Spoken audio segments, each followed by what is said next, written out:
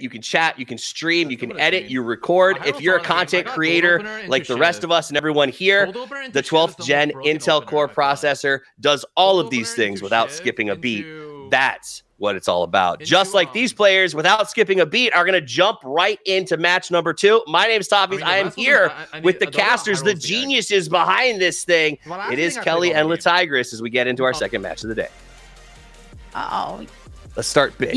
First carousel, what's your strategy? I mean, you give him my brain too much credit there, Toffee's big brain genius. I'll take it though.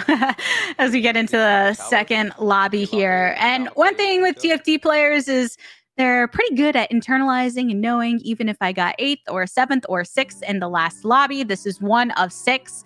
Lobby 2 is where you really start to see things rattled up in terms of points, and we'll have to see if some of those that got knocked out early can make up for it. Soju having gotten that last positioning, followed by Milk and Frodan, definitely going to want to pick it up.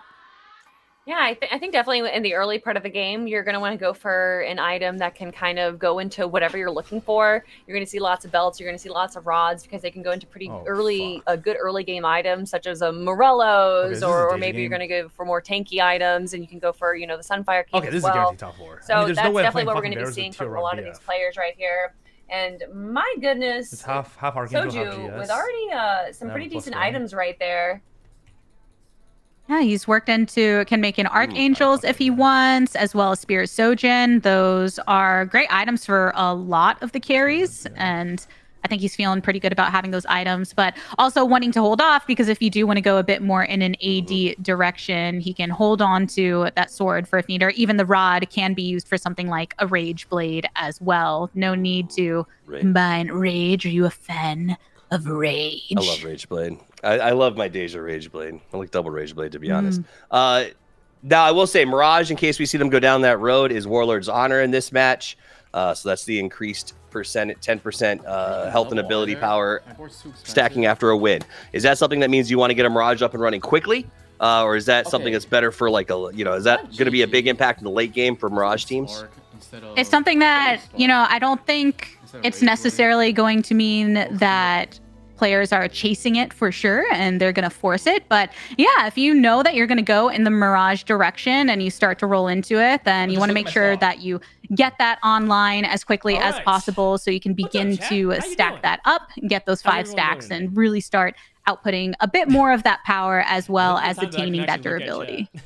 Frodan already starting Nomzi a little early on, but I did see a Swain and a Volley Bear for the 2-1. Gotta love it. We got a Silas on deck as well, and a Jeweled Gauntlet on Karma there in the back line. And that Jeweled Gauntlet is just going to be so nice at the start, especially with the Bruiser tankiness that you're going to be getting from Tom Kench and Silas there. Do you ever feel bad for units like Senna who get so much usage early and then never ever get to see a late? So used. I know, right? It's like, oh, sorry, too. You got to go. It always makes me kind of, when I dump the Jinx, it always breaks my heart just a little bit. Yeah, I've actually had this thought a bit across sets because there are always some clear carry units or, holder units. And I thought, man, I always want to make them work as the long-term carry. But then I feel like whenever you do try, you reach that point in the mid to late game and it falls off. You're thinking, but I have everything on him. Yeah, I should just upgrade. Yeah, I do have the Corki now. So I guess that makes more sense than the Senna. But you served us well. Even like a 3 Olaf is, I want him to work so bad. I just can't. But anyway, I just feel bad for those guys. Maybe the next set. Oh gosh, but I know some people were probably so tired of the Assassin Spatula. Yes, Olaf. Assassin's Olaf. I love it. It's my favorite. Yeah, and you can still run the Olaf 3 now, but it feels like it has to be the Assassin. Spat. Yep. Has to be that version. Before you could have a little more variance if you went into the War of the Bruiser or the like, but a bit more limited now. I'm always a fan of kind of those 3-star pre-4 cost comps that pop off though. Oof, getting the Alawi and the Silence there, going for the Bruiser comp, putting set back just a little bit with the bow. Interesting. And looks like he's actually, I'm surprised that he's holding on to the Whispers Assassin there, but what are you gonna do? Or I'm sorry, Whispers Shapeshifter. Seeing if he wants to stick with that Elise later. Elise is one of the champs that no one really runs her. So if you end up with her, though, she's not going to be contested. And if you do want to go the Whispers way, then it's always nice to have those units that you can throw in if you're just needing basically just a trait holder, somebody to really bump up that synergy. So, hey, if it's not going to cost you any of your econ with the interest, then keep it on the bench. Well, just everyone else works so much better. You know, obviously you're going to pick Silas if you're going to be going Whispers, Siphon as well. And then you're going to go Thresh for the CC, and then you're going to go Pike if you eventually get him. And that right there is, you know, your gold Whispers. So you're not really, you don't need her. Shapeshifter doesn't really fall into that comp. Right. Yeah, but it's like Nidalee and Astral, right? Like you use them until you find the right one, just because you want to start getting that combo early. I don't know. I've never found a way to put Nidalee into a end game yet. Yeah. Maybe I am not doing Astral correctly, but not for me. There was a short stint where kind of reroll Nidalee felt like she was becoming a bit more viable. Now she resides once again kind of in that item holder role. A shapeshifter really seeing, maybe early on, so you get that additional health upon transformation, but then later on in the game, if you get the Shyvana, maybe throw a Gnar in there, someone just to make sure that she has some additional survivability. But you're right, Nidalee, once in a while popping up if the conditions are exactly correct for her to pop off, but a rarity nowadays. And if you're going Shyvana, you're going to be going Jade Shyvana. You're not going to be going Astral Shyvana. Right. Now you bring up Shyvana. I'm curious what your favorite dragon is. If there was one that you knew you could build towards that dragon, what would you go with every time? I love the dramaticness of Aurelion Sol, A-Soul. I just love how, you know, inevitably it becomes this gigantic black hole into the middle of the map. But I don't know. A-Soul or Aoshin are my favorites. Okay. Yeah, I'd say definitely A-Soul, Aurelion Sol just being somebody that often is a result of the mage comp getting transitioned on over because of his astral capability. I like that, but I would say Shyvana is definitely the one that when the set dropped, I was like, I want to make this work. I want her to be good. A-Soul and Shyvana are the League ones too, so I think if you play League, you're maybe a little partial from those that came from the League universe, and you're like, all right, she had a little difficulty until recently they did make it so that her flame breath will now target the largest clump of energy. Before it was just a bit too unreliable in that way. You would get really frustrated and want to pull your hair out and scream into the ether if she didn't hit exactly how you wanted to. Now you can avoid that a bit more, but I think a lot of Shyvana lovers out there from League probably like just seeing her pop off on the board, even though she doesn't always pop off on Summoner's Rift. I just want to say Frodan right now with the 4 lose streak and 51 gold on deck. Looks like they're going to be playing for Econ right now and being at the bottom of the board. That's not great, but obviously this is going to be converting into a better mid to late game right here. And even with a Namzi, that is just, oh wait, no, I spoke too quick. We got our 2 trainers right now taking down the Volley Bear and going to be taking down Kiyoon lower than them.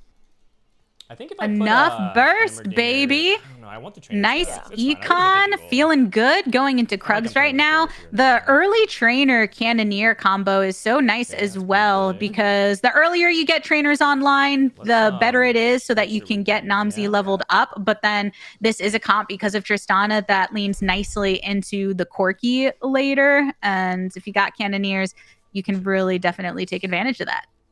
And we got some tankiness with the Bruisers up front. But taking a quick look at some of the other players right now, seeing how they're doing, what they're going to be getting. And I have just 2, which means I don't have to taking a quick look back to Frodan. And he's going to be grabbing a Nunu. Not too bad. If he wants to be going into the Mirage. But with his current build, I don't think he's going to be going for that. He could build up some HP tankiness as well if he wants to be using those double belts. Ooh, or go for a Sunfire's Cape. Yeah, and when we're talking about Frodan's econ as well, it's important to point out that he took the AFK augment. So that's when you end up spending 3 rounds not taking action, and then you get 20 gold afterwards. So a lot of times if you don't see any other augments that are going to amplify the power of your board too much, econ is always something that you can convert into a power later on. I'm not sure if and that's the direction that he's going off of that first augment. He's going to be going Zeke's Herald instead, giving that extra attack speed onto Namzi and to Tristana right there. And is he going to be going Sunfire's Cape onto Shen? Nope, just holding on to it right now. Maybe looking for better tanky items. You could be going gargoyles instead. Sunfire Cape, very reliable, but definitely better the earlier you slam it because you get more value out of that burn damage. Has went through a bit of a change in the base HP that it offers. So if he's not wanting that burn damage right now, perhaps waiting to either make a Warmogs with that belt or get himself a cloak so he can get that gargoyles on later. And in the end, still wanting to streak, down with 60 HP at the bottom. We still have 2 that are currently undefeated in this lobby in Robin as well as Spencer. So Robin finding this early game power here. Right? Look at that board Deja so with far. the static shiv. What are you gonna do? What are you gonna do? You can't do anything. And we do have Warmongers now on deck for that extra bit of HP. But when you're going up against a Deja right there, like, what are you gonna do? Deja. Oh, yep. Item online and everything. Mirage has some Cavaliers on deck and waiting for it. Checking in with Milk here. So got that Volibear with the Dragon Mancers, trying to make sure that he can pop off. Still working with this Jade as well. Some extra healing, some extra attack speed for them. And see how he can fare against Frodan's board. Frodan, Ben going for that lost streaking. Milk Guy going to be going for that Sunfire with the Volibear in the back line right now. And obviously we got a bit of tankiness between the Sejuani, you have the Taric and everything. And it looks like that tankiness is going to be holding out quite strong. And love to see the Jeweled Gauntlet onto Karma right there. Obviously going to be transferring that to a different character later on. Good target priority. The Heimer was harassing from the back, but eventually the Karma took him down, and the Volibear will be strong enough in this last stand to face off against Frodan, who it was only a couple units though. So if you're looking from Frodan's perspective, only losing 6 HP in that altercation is something that you can be happy with. Another Volibear there going for the Volibear 2 Dragon Mancer. Going to be a very tanky guy, but he's actually going for a tanky defense Volibear rather than that kind of bursty Volibear that we saw in the last game. I wonder if he's going to end up sticking with the volley or going elsewhere. Kiyoon also running into a Volibear, but working into those aggressive items. He has the Ornn already, so only missing the Anivia if he decides to go in the Legend direction. Oh yeah, especially when you got Swain right there and you got so many other players that you can just absorb into your damage. I can imagine them going lead. Oh, but I love it. Volibear versus Volibear. Tank Volibear versus damage Volibear. What is it going to be? And it looks like it's actually still quite close. For Kiyoon, he just wants the Volibear to survive long enough for the Swain free firing all the way from the back. But as soon as that front line goes down, all targets set their eyes on the transformed Swain. And eventually gets hit. It's an 8 streak right now for Kiyoon, sitting at 40 HP. Now at the carousel round, maybe he'll have to try and make some pivots immediately after and spend some of that gold. We do have that Ornn with the cape, and we do have a Nico with the belt as well. So 2 pretty high value 4-cost champs. One belt for Morla. It's a really high value carousel. Oh, yeah. Yeah. The volley business. I love it in the chat going on right now for... I don't even know who that was streaming, but I love seeing the chat support their favorite streamers because everyone that is competing here today is streaming as well. Which is always great. One thing I love about the TFT community is you actually get such a direct cross in terms of the tournament players that are on the pro circuit also being the top streamers. Sometimes it's different. You know, for instance, in League, the people that are at the top streaming aren't necessarily the pros, but here it is one and the same. So you get those dedicated followings that watch them in tournaments, watch their streams when the tournaments aren't going on, learning from them, the YouTube videos that they always have popping off with the crazy comps they bring out. Just so much crossover when it comes to the different levels of competition. Well, it's also one of those games where you can learn from the streamers in a really effective way, because the reality is, if you go watch, say, a Valorant stream, they're talking to their squad the entire time. But when you you watch TFT, it's they talk to themselves or talk to you, and the amount to answer questions, the ability to sort of be involved with the chat has been probably one of my favorite parts of watching these guys play.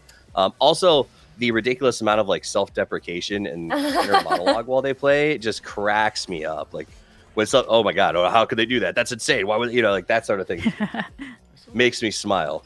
Prestivent being at the forefront of that is a lot of the scene likes to meme on Prestivent. Probably one of the more up and coming of the talent within the TFT scene. This huge sponge taking in the knowledge, but has so much fun poking fun of himself and a great personality to play into. Liquid Robin grabbing first place in game number 1 and with 100 HP and that streak going on and an early itis. It looks like that might be another similar story that we're going to be seeing here in game number 2. Now pulling them on in. Robin looking for some consistency at the start of this 6 lobby day. Mirage, the talk of the town all the time, and the Deja and what Deja can do, and that early static shift has been putting in the work. 9 streak with no HP lost thus far for Robin, and still 40 gold in the bank. This guy's also playing Deja. My goodness, yeah, that Deja static shift has just carried him on all the way through the mid game right here. But it looks like finally gonna lose it. All good things must come Oh, but I say that, and he almost wipes out half the board. This is one of those pivot points. It was just a carousel not long ago. We're going into Wolves, so you imagine that some that had been holding on to Econ had done some spending. So the power of Robin's board, being that it wasn't that much adjusted, is going to be adjusted just as the rest of the lobby changes. But has this here Wolves to be able to do some thinking and be able to level things up. Getting the 2-star on your Deja is one way to do it. The 1-star not quite hitting enough. Sometimes Deja does feel like you have to hit that 2 to really be able to carry through, and that's exactly what he just did. Yeah. What a terrible player being at 92 HP at the 3-7 mark. But how horrendous. Right? Shameful. And such great tanky items. Oh, there's a rod. In their loot, ready to throw that on to gosh, I don't even know. Who would they put here in the front line at this point in the game? Like how? Like how? Let's see. Just here's like how. Very emphatic with the comp that he's bringing through. And I think we're going to have to see which direction he wants to go with that, because he's got all of the 4 Cavaliers right now in effect, even the Hecarim online. And once the Nunu to be just no Sunfire? The tankiness, it seems, one that's... Wait. Double gargoyles onto Nunus? Oh, this is going to be rough right now. Yeah, so durable at this point in time. No belts in any of that onto the Nunu, though. So that increase in HP that, Nunu, when he ends up consuming the enemy, if the target has less health than them, when it comes to the bite, he does even more damage and true damage. But the base HP, and especially when you get him up in stars, can do enough of that for you sometimes. But that's often why you love to see the Warmogs. Robin. Not enough. Not enough. Yeah. Can't make it through. Can't get the round to go long enough at this point for that to pay off. But that's the beauty of a streak. Robin doesn't need to streak for the entirety of the game to win it. Just got enough to create a buffer where now he can afford to go on that loss line and see what he ends up going with the last augment. 4 Cavalier, 4 Mirage, and they have 2 great augments for them, as well as the portable forge. Which one is it going to be, though? I don't think it's definitely going to be going for the Cavalier. No, he's questioning it. Oh, devastating charge is fucking whoosh. And we're going to have to wait and see right now. Is there a reforge? Yeah, we will have to see as our eyes for now. Yeah, patiently. We actually just lost the feed chat, so we're gonna have to wait and see. I don't know. If you're in that position, obviously you got 4 Mirage, you got 4 Cavalier. Are you gonna be going for the 4 Cavalier for that charge? Yeah, I mean, if he wants to stick with Cavalier, I think that's the big question. Because sometimes you'll see people go straight for the portable forge just because that's I love the orange, versatile. But then you get like everything that you don't want, right? And so that RNG is always an aspect in TFT. And here we got our feedback, everyone. And just going to be going. I am still excited to see what he went for. Yeah, we'll find out. We'll find out for sure. As far as everyone else we've got coming on through, though, back on the board with Soju, working into those Dragon Mancers. Finally got that legend comp online to start beefing them up. That spat from the Earth bag as well. Is it ever fun, though? So seeing what he'll end up building with that. Oh, we got that Siphon on deck as well. And of course, we got the Silas up in the front. So it's going to be a fun little comp right here. So much damage coming out of that Siphon's charge. And, ooh, a pretty tanky Nico in the front line as well. Having that more Warmogs and Sunfire. But I think she's still only 1 star, so not going to be too devastating. I wonder, thinking back, if that was a Nico that was drawn off of Carousel, because remembering that one Nico with the belt. With the belt. God, what a good combination. Right? Anytime, yeah, you want to run that Nico and you want the tanky items on her anyway. And looking that there's a Warmogs and Beyond there. Oh my god. Here, though, with Soju. A lot of damage on his carry and Deja, but not able to hold up. So this is where we run into multiple Dejas on this single round, you know? Especially the Deja with the double Giant Slayer, but that only works out in very specific situations if you're going up a very tanky comp. And unfortunately, that was not what he went up against right there. So going into the 4-4 carousel right now, and just taking a quick look at some of the champs that we have on deck. We do have that Corki. And it looks like Soju is going to be going for the Corki with the tier.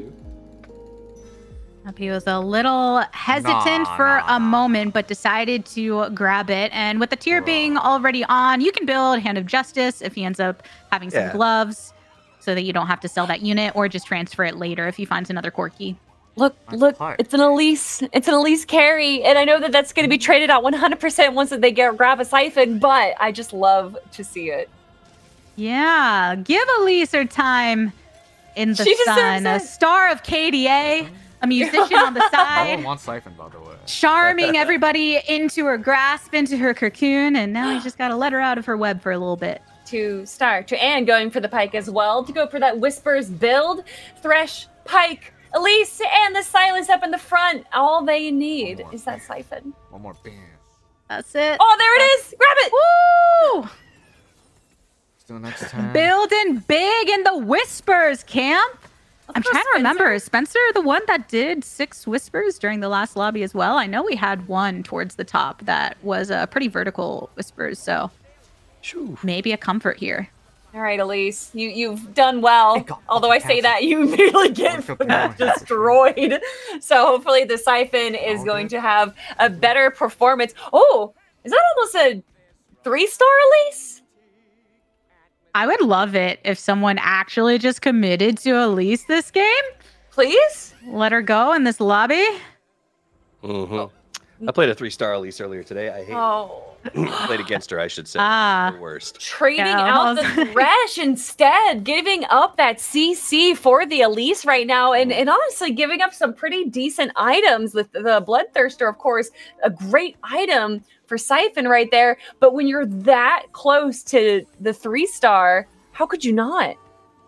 Yeah, sticking to it for now, and still level 7, which means that the possibility of rolling into that 3-star Elise is still much more viable. We'll see if he commits to it, and even waiting off just a tad before completing an item for Elise. And waiting for that rod to get the Gwinsu's on deck.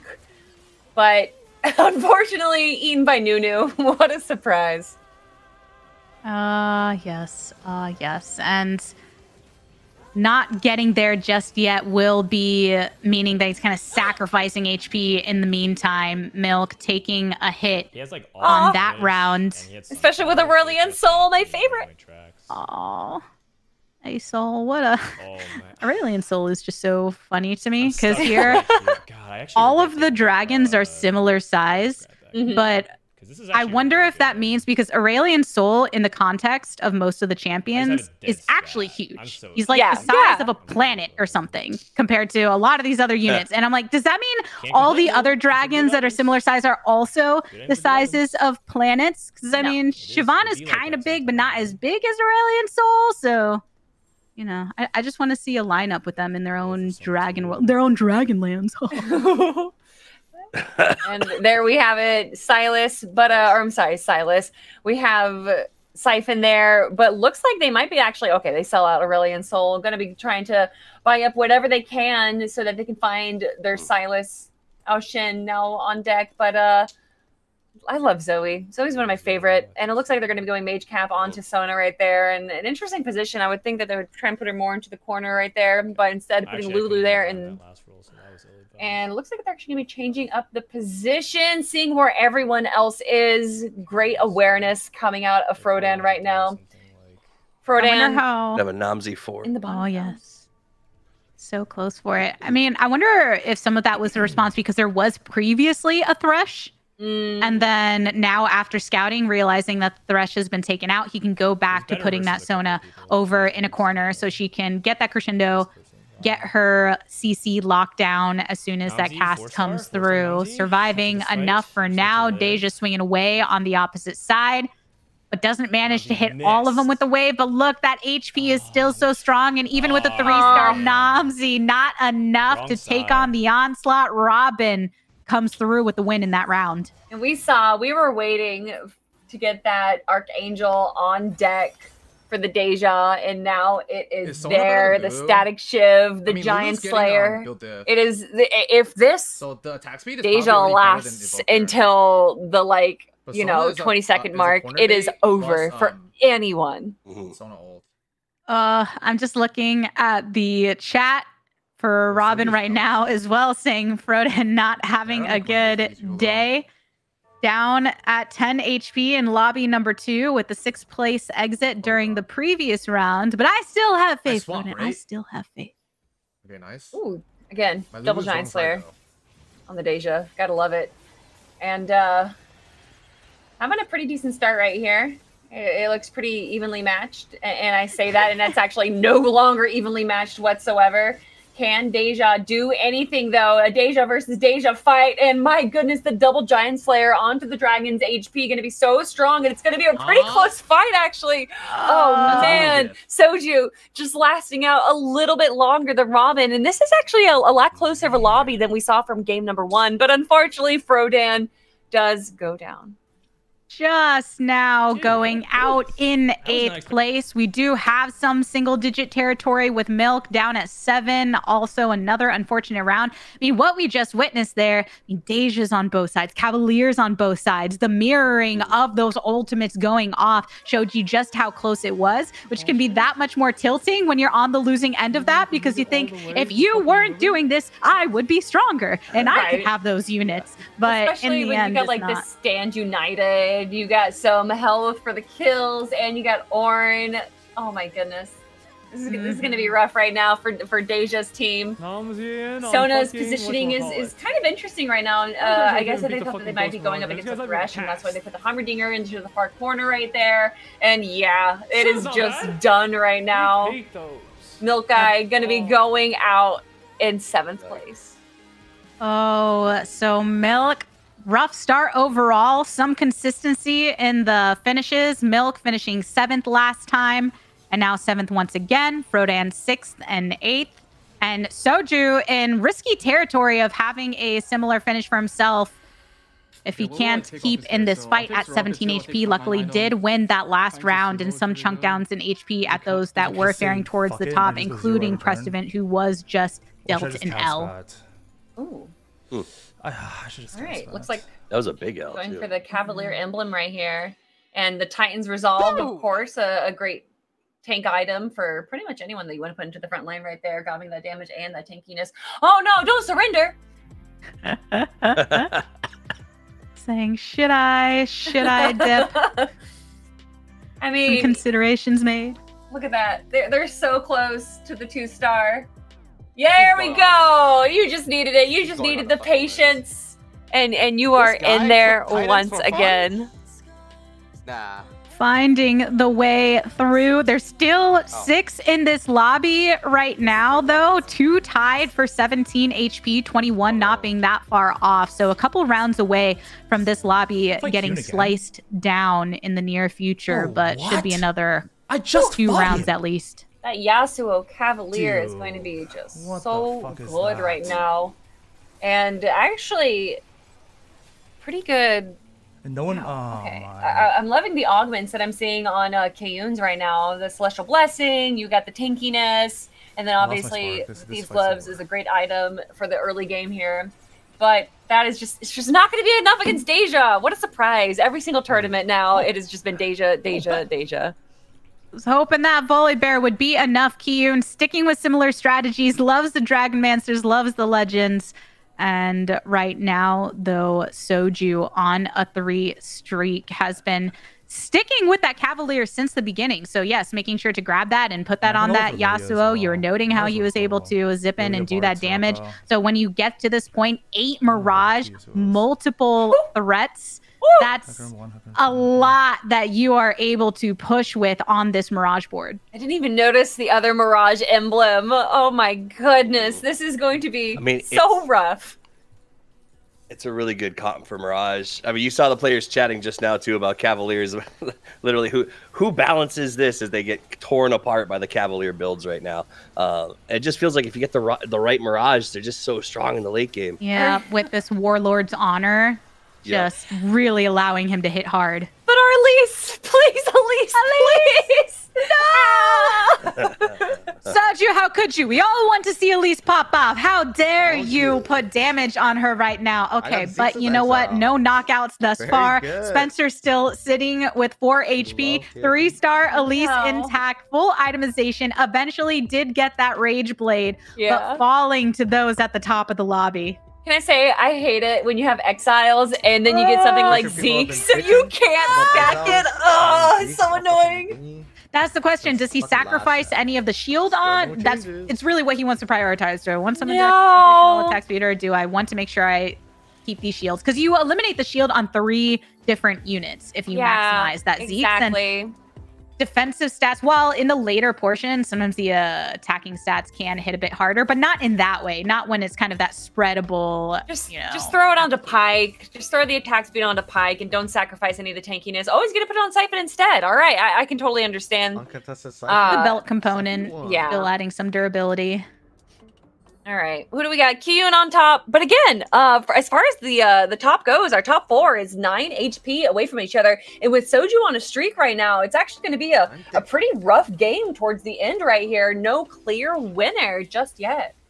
And Spencer had gotten 2nd place in the previous lobby and wanting to try his best to finish towards the middle of the pack to keep consistency up there. Soju very much needs to keep the streak alive, needs to get into that top 4 to offset that 8th place that he had gotten prior. And Spencer looks to be the big victim of Prestivent for this time being. Elise? Elise! There she is.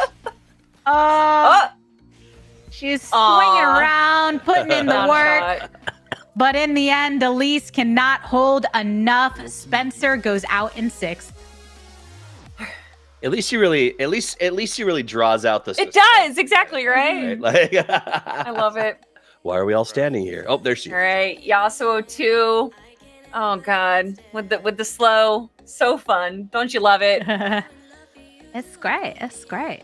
Who doesn't love Frozen Heart? It's the best item in the game. Oh, it's good times, you know? I just want to feel like I'm a sloth moving when I'm trying to attack the enemy.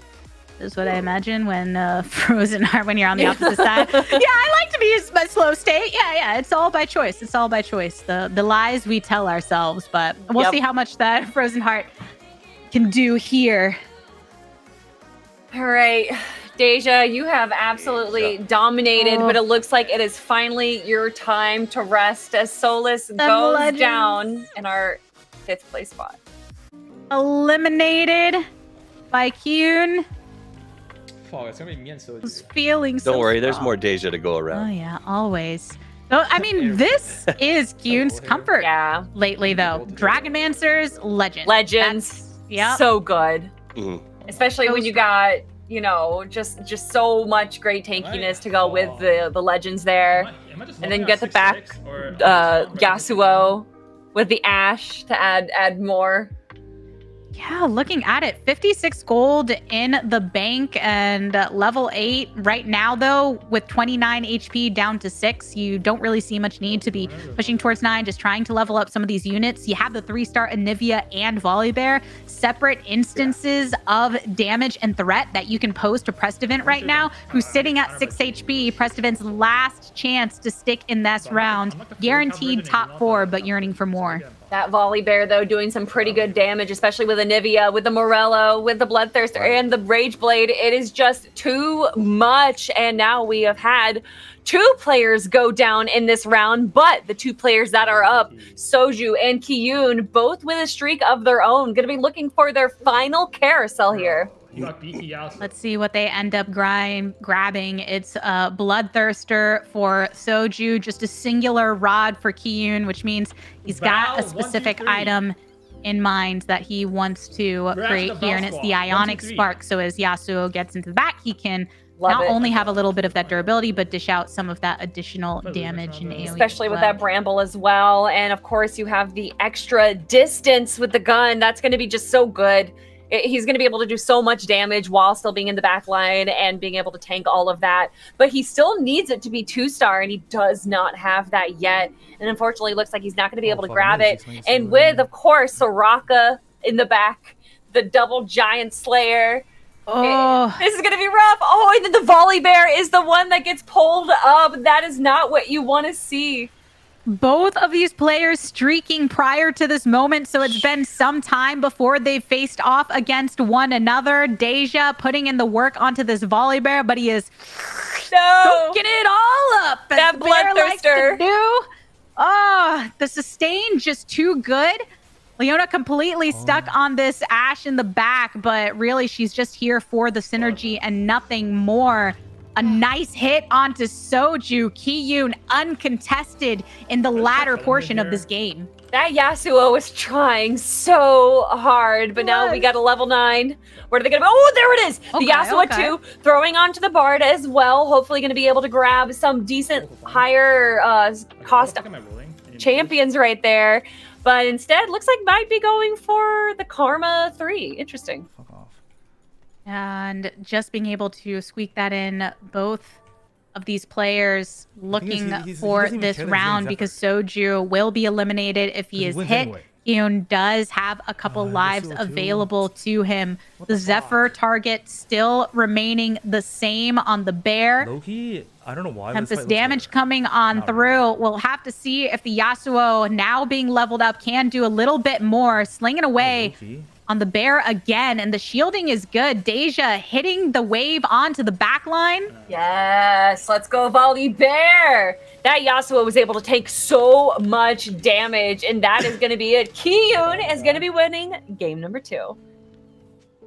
Nice job. Kiyoon takes it away.